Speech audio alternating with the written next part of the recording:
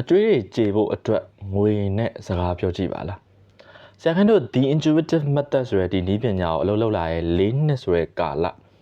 client 1-1 session ပေါင်း1200ကျော်အတွေ့အကြုံပါလေ3000အကျွေးတင်နေတဲ့ client 3800အကျွေးတင်နေဆိုတဲ့ client နေ့ချင်းတွင်ရက်ချင်းတွင်350လိုရဆိုတဲ့ client အမျိုးစုံငွေကြေးလိုအပ်ချက်အကျွေးကြောင့်ပဲဖြစ်ဖြစ်300လိုအပ်လို့ပဲဖြစ်ဖြစ်အရေးပေါ်ကိစ္စတစ်ခုကြောင့်ဖြစ်ဖြစ်ဒီလိုအခြေအနေကိစ္စရပ်ပေါင်းမြောင်များစွာဆရာခင်တို့ထိတွေ့ပြီးတော့အလုပ်လုပ်ခဲ့ပြီးသွားပြီအဲ့ဒီကိုတွေ့လက်တွေ့အတွေ့အကြုံကနေဒီနည်းလမ်းကိုအခုသင်ပေးမယ်ငွေနဲ့စကားဘယ်လိုပြောမလဲ speak with money ဆရာခင်တို့ရဲ့ The Intuitive Method ထဲမှာနည်းလမ်းလေးတစ်ခုရှိတယ်သူကလေငွေ2မျိုးကိုကျေးဇူးတင်စကားပြောရတာပုံမှန်ငွေကိုကျေးဇူးတင်တာနဲ့တော့နည်းနည်းလေးကွာခြားတယ်မတူညီဘူး။တော့ကြောင့်ငွေအမျိုးအစား2မျိုးအဲ့2မျိုးကိုကျေးဇူးတင်ရတယ်ဆိုရဲအလုပ်ကလေးဒီနီလန်းကိုသုံးမယ်ဆိုလို့ရှိရင်ဘာတွေဖြစ်ခဲ့တယ်လဲဆိုတော့ပြောသွားတဲ့3000အကျွေးဆက်ရမယ်ဆိုရဲ client တွေ3500အကျွေးဆက်ရမယ်ဆိုရဲ client တွေ3800အကျွေးဆက်ရမယ်ဆိုရဲ client တွေရပ်ပိုင်းတွင်းကို350ချက်ချင်းဝင်ဖို့လိုရဲဆိုရဲအဲ့ client တွေအကုန်လုံးဒီနီလန်းတွေသုံးပြီးတော့ဘာတွေဖြစ်ခဲ့တယ်လဲဆိုရင်သူတို့လိုအပ်တဲ့ငွေဒီလမ်းကြောင်းပေါ်ပြီးတော့အချိန်မှီအချိန် guide ကိုပဲသူတို့လက်ထဲကိုရောက်လာတယ်ဆိုတဲ့ဖြစ်ရက်တွေဖြစ်ခဲ့တယ်တချို့သူတွေဆိုလို့ရှိရင်သူတို့ပေးရမယ့်အကျွေးကိုတော့အချိန်မှီမပေးနိုင်ဘူးဒါပေမဲ့ဘာပြဿနာမှမတက်ဘဲနဲ့သူတို့တစ်ဖက်ကအကျွေးရှင်ပေါ့နော်ဒီပတ်စံပေးရမယ့်တစ်ဖက်လူကနေပြီးတော့မှတကယ်ကိုပြေးလဲလဲအေးချမ်းနဲ့ကိုကိစ္စတွေကြော်လွှားနိုင်ခဲ့တယ်အဲ့တော့အခုဒီနေရာမှာပေါ့နော်အခုပြောမဲ့နီးလန်းကိုလိုက်သုံးမဲ့လူတွေဒီလဲဘာတွေဖြစ်လာနိုင်တယ်လဲဘယ်လိုမျိုးမျှော်လင့်ချက်မျိုးထားလို့ရလဲဆိုရင်လမ်းကြောင်းတွေသူ့လိုပွင့်ပြီးကိုယ့်လက်ထဲငွေဝင်လာတာမျိုးတော့မဟုတ်ကို့မှာစီးပွားလုပ်ငန်းရှိပြီးသားဆိုလို့ရှိရင်လေရှိပြီးသားစီးပွားလုပ်ငန်းကအံ့ဩဖွယ်ရာစီးပွားတက်လာတာမျိုးတော့မဟုတ်ဘာစီးပွားဘာလုပ်ငန်းဘာအလုံးမမရှိတဲ့သူကလည်းလမ်းကြောင်းတွေပွင့်ပြီးတော့စီးပွားလုပ်ငန်းအလုပ်တစ်ခုပေါ်ပေါက်လာတာမျိုးအကျွေးကိစ္စရက်တွေဆိုလို့ရှိရင်လေဒီအကျွေးရှင်နဲ့ကိုနဲ့ကြားထဲမှာဘာပြဿနာမှမတက်ဖ ೇನೆ အကျွေးရှင်ကကိုပြေးလဲအေးချမ်းနားလည်မှုပေးလာတာမျိုးတော့မဟုတ်ဒီအကျွေးကိုအောင်မြင်ဆက်နိုင်မှုအတွက်ဂျားထဲကနေအကူအညီအထောက်အပံ့ဒီပေါ်ပေါက်လာတာမျိုးအကူအညီအထောက်ပံ့နေလွယ်ကူလက်ခံရရှိလာတာမျိုးဆိုတဲ့ဒီရလက်တွေဒီအရာတွေကိုမျှော်လင့်လို့ရတယ်ဟုတ်ပြီအဲ့ဆိုဒီနီးလန်းကိုကျွန်တော်အသေးစိတ်တင်ပေးမယ်ငွေ2မျိုးကိုကျေးဇူးတင်နီးကျေးဇူးတင်စကားပြောနီးပေါ့နော်ပထမငွေအမျိုးအစားကတော့အခုပစ္စုပန်တက်တဲ့ကိုလက်ထဲမှာကိုလက်ဝယ်မှာရှိနေတဲ့ငွေတွေကိုလက်ထဲကိုလက်ဝယ်ရှိတဲ့ငွေတွေဆိုတာကလေကိုလက်ထဲမှာကင်ထားတဲ့ငွေပတ်စံအိတ်ထဲမှာထည့်ရတဲ့ငွေ mobile wallet တွေကိုယ့်ရဲ့ mobile banking တွေ bank account တွေထဲမှာကိုရှိထားတဲ့ငွေရှိနေတဲ့ငွေစုထားတဲ့ငွေတင်ထားတဲ့ငွေပြီးတော့ကိုယ့်ရဲ့မိကန်တက်တာတို့ကိုယ့်ရဲ့ safe တို့ကိုယ့်ရဲ့ saving box တို့အဲ့လိုတွေထဲမှာကိုထည့်သိမ်းထည့်စုထားတဲ့ငွေအဲ့ဒီလက်ရှိပစ္စုပန်တက်တဲ့မှာလက်ဝယ်ရှိနေတဲ့ငွေအမျိုးအစားကိုပထမငွေမျိုးစားလို့ပြောမယ်အဲ့ဒီပထမငွေမျိုးစားကိုလေဘလို့ကျေးဇူးတင်စကားပြောရမှာလဲအခုလိုငါးလက်ထဲမှာရှိနေတဲ့အတွက်အယမ်းဝမ်းသာတယ်အယမ်းကျေးဇူးတင်တယ်ပိုပြီးနားလဲလွယ်အောင်ဥပမာပြောရမယ်ဆိုရင်ကိုယ့်ရဲ့ပတ်စံအိတ်ထဲကိုကြည့်လိုက်ပတ်စံအိတ်ထဲမှာ1000တန်လေးတစ်ရက်ရှိရဆိုပါစို့အဲ့ဒါဆိုလေအော်ငါပတ်စံအိတ်ထဲမှာဒီ1000တန်လေးရှိနေတဲ့အတွက်ငါအယမ်းဝမ်းသာတယ်အယမ်းကျေးဇူးတင်တယ်1000တန်မှမဟုတ်ဘူး100တန်လေးတစ်ရက်ရှိရဆိုပါစို့အဲ့ဒါဆိုလေအဲ့100တန်လေးကိုပဲတေချာလေးကိုအာယုံပြုတ်ပြီးတော့အော်ငါရဲ့ပတ်စံအိတ်ထဲမှာဒီ100တန်လေးရှိနေတဲ့အတွက်ငါအယမ်းဝမ်းသာတယ်အယမ်းကျေးဇူးတင်တယ်ပတ်စံပမာဏအနည်းအများကအဓိကမဟုတ်ဘူး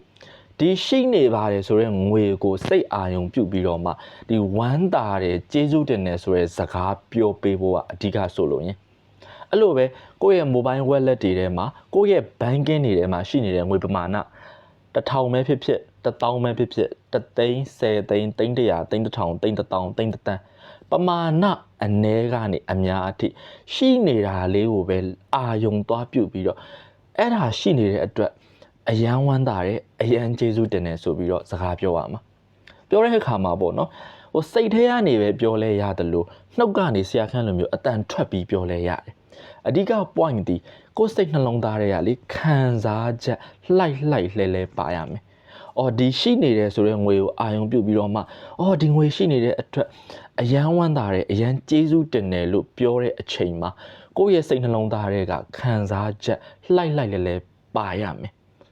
ကိုယ့်ရဲ့ feeling activate ဖြစ်ရမယ်ဒါပထမငွေမျိုးစားပေါ့နော်ဟုတ်ပြီဒုတိယငွေမျိုးစားကကြတော့ကိုယ့်ဘဝကိုပြန်တွေးကြည့်ဒီနေ့မနေ့တုန်းကတနေ့တုန်းကရှေ့အပတ်ကရှေ့လကရှေ့2လရှေ့နှစ်ကရှေ့10နှစ်ကရှေ့အနှစ်20ကရှေ့အနှစ်30ကပြီးခဲ့ပြီးသားအချိန်ကာလမှာကိုသုံးဆွဲခဲ့ပြီးတဲ့ငွေအဲ့ဒီငွေကိုတော့ဒုတိယငွေမျိုးစားလို့ပြောမယ်အဲ့ဒီငွေတွေကိုပြန်တွေးပြန်အာရုံပြုပြီးတော့အဲ့ဒီလိုသုံးဆွဲနိုင်ခဲ့တဲ့အတွက်အယမ်းဝမ်းသာတယ်အယမ်းကျေးဇူးတင်တယ်လို့ပြောရမှာဥပမာမြင်သာအောင်ပြောကြမယ်ဒီနေ့မနက်မှာမုတ်တစ်ခုဝယ်စားခဲ့မယ်ဆိုပါစို့1000နဲ့အဲ့ခါကြလို့ရှင်လေအဲ့ဒီမနက်1000နဲ့မုတ်ဝယ်စားခဲ့တာကိုအာယုံပြန်ပြုတ်ပြီးတော့ငါအဲ့လိုမျိုးစားနိုင်တဲ့အတွက်ငါအဲ့လိုမျိုးသုံးဆွဲနိုင်ခဲ့တဲ့အတွက်အယမ်းဝမ်းသာတယ်အယမ်းကျေးဇူးတင်တယ်အဲ့လိုပြောရမှာမနေ့တုန်းကပေါ့နော်9000နဲ့အိတ်လေးတစ်လုံးဝယ်ခဲ့တယ်ဆိုပါစို့အဲ့ဒါဆိုလို့ရှိရင်အဲ့ဒါလေးပြန်အာယုံပြုတ်ပြီးတော့ငါအဲ့လိုမျိုးဝယ်နိုင်ခဲ့တဲ့အတွက်အဲ့ဒီလိုသုံးဆွဲနိုင်ခဲ့တဲ့အတွက်အယမ်းဝမ်းသာတယ်အယမ်းကျေးဇူးတင်တယ်အဲ့လိုပြောရမှာရှေ့လာတော့ကလေ10သိန်းတန်တစ်ခုခုပေါ့နော်ကိုဝယ်ခဲ့တယ်ဆိုပါစို့သုံးခဲ့တယ်ဆိုပါစို့စားခဲ့တယ်ဆိုပါစို့လှူခဲ့တယ်ဆိုပါစို့ပေးကမ်းစွန့်ကြဲခဲ့တယ်ဆိုပါစို့အဲ့ဒါလေးကိုပြန်တွေးပြီးတော့ဟောအဲ့လိုမျိုးစားနိုင်ခဲ့တဲ့အတွက်သုံးဆဲနိုင်ခဲ့တဲ့အတွက်အယမ်းဝမ်းသာတယ်အယမ်းကျေးဇူးတင်တယ်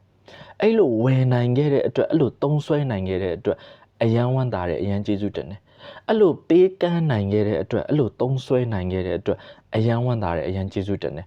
အဲ့လိုလှူနိုင်ခဲ့တဲ့အတွက်အဲ့လိုသုံးဆွဲနိုင်ခဲ့တဲ့အတွက်အယမ်းဝမ်းသာတယ်အယမ်းကျေးဇူးတင်တယ်လို့ပြောရမှာအဲ့တော့စိတ်ထဲကပြောလဲရတယ်အတန်ထွက်ပြီးပြောလဲရတယ်အဓိကဒီလိုမျိုးဝမ်းသာတယ်ကျေးဇူးတင်တယ်ဆိုတာကိုပြောတဲ့အချိန်ကိုယ့်ရဲ့စိတ်နှလုံးသားတွေကခံစားချက်လှိုက်လဲပါရမယ်အခုလိုမျိုးဆရာခန့်ပြောသွားတဲ့ဒီငွေမျိုးစား2မျိုးကိုအခုလိုမျိုးရင်ထဲကလှိုက်လဲနဲ့စကားပြောပေးမယ်ဆိုရင်ဘယ်လောက်ပြောရမလဲမနက်ကို15မိနစ်လောက်ညကို15မိနစ်လောက်အချိန်လေးတစ်ခုသတ်မှတ်ပြီးလုပ်ကြည့်ပါတနေ့တာအတွင်းမှာကြတော့လေကိုအားရင်အားတဲ့အချိန်10မိနစ်ရ2မိနစ်ရစက္ကန့်30ရ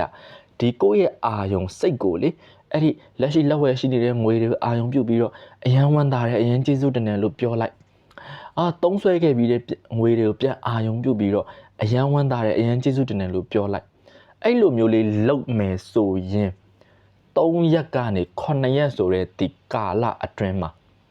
ကိုယ့်ရဲ့လက်ဝဲကိုယ့်ရဲ့ဒီတကယ်လက်တွေ့ဘဝမှာငွေပတ်စံစီးပွားလုပ်ငန်းပိုင်းဆိုင်ရာမှာတိတာထူခြားတဲ့တိုးတက်မှု blessings ကြီးပွားမှုကိုတွေ့လက်တွေ့ကြုံတွေ့ရမှာဖြစ်ပါတယ်ဒီစကားကအပေါ်ယံပြောတာမဟုတ်ဘူးဆရာခန့်တို့ရဲ့ဒီ intuitive method ဒီနည်းပညာကို4နှစ်တာကာလလုပ်ခဲ့ပြီးတဲ့အတွေ့အကြုံ client 1-on-1 session ပေါင်း1200ကျော်ဆိုတဲ့အတွေ့အကြုံကနေပြောတာတကယ်လက်တွေ့လုပ်ပြီးတော့ကိုယ့်ရဲ့ဘဝမှာဘယ်လိုမျိုးတိုးပွားမှုတွေကြီးပွားမှုတွေကြုံလာလဲသတင်းကောင်းတွေကိုဆရာခန့်ကိုပြန်ပြီးတော့လာပြီးမျှဝေပေးပါအကယ်၍လေအခုလိုမျိုးကိုယ့်ရဲ့ဘဝမှာကိုလိုချင်တဲ့ကောင်းကြီးမင်္ဂလာတွေအပြောင်းအလဲကြီးတွေကိုလွယ်နဲ့မြန်လိုချင်တယ်ဆိုရင်တော့ဆရာခင်းတို့မှာ online သင်တန်းတစ်ခုရှိတယ်အဲ့ online သင်တန်းကလေအခုလိုမျိုး energy tool တွေကိုယ့်ရဲ့စိတ်ပိုင်းဆိုင်ရာနဲ့ကိုယ့်ရဲ့ energy level မှာအပြောင်းလဲအကြီးကိုအချိန်တိုအတွင်းဖြစ်စေနိုင်တဲ့အဲ့ energy tool တွေထိတ်တန်း tool 9ခုကိုစုစည်းပြီးတော့သင်ထားပေးတယ်ပုံမှန်သင်တန်းကြီး3သိန်းနဲ့9000ကျပ်ပါအခုဒီဗီဒီယိုကနေအခုချက်ချင်းအပ်မယ်ဆိုရင်9000ကျပ်နဲ့ရပါမယ်စိတ်ဝင်စားရဆိုလို့ရှိရင်တော့အခုချက်ချင်းပဲအပ်ပြီးတော့ချက်ချင်းအပ်ချက်ချင်းတက်ချက်ချင်းတင်ပြီးတော့ချက်ချင်းအသုံးချရင်အချိန်တိုရက်တိုအတွင်းကြီးပွားမှုတွေတိုးတက်မှုတွေ blessings တွေကိုလက်တွေ့ခံစားရပါလိမ့်မယ်